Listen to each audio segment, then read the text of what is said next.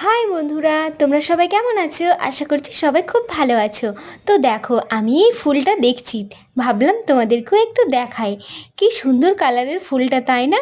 অন্য ফুল যেমন ধরো গোলাপ, পদ্ম, সূর্যমুখী, এদের থেকে কোনো অংশে কিন্তু কম নয় ফুলটা। সবচাইতে যেটা বেশি ভালো লাগছে সেটা হচ্ছে এর আগুন কালারটা।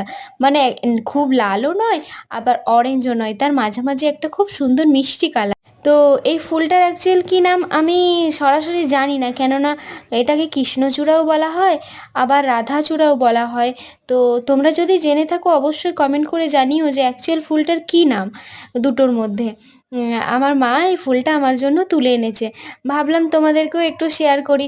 তোমরা যদি এর নামটা জেনে থাকো তাহলে জানিও। আর এই যে ফুলটার মধ্যে এই পরাগগুলো দেখছো না, পরাগ রেণু, এগুলো দিয়ে আগে ছোটোবেলাতে লড়াই লড়াই খেলতাম। তো ছোটোবেলার কোনো স্মৃতি কিন্তু মুছে ফেলা যায় না, তাই আমার মতো কে কে এগুলো দিয়ে লড়াই লড়াই খেলতে কমেন্ট করে জানিও কিন্তু।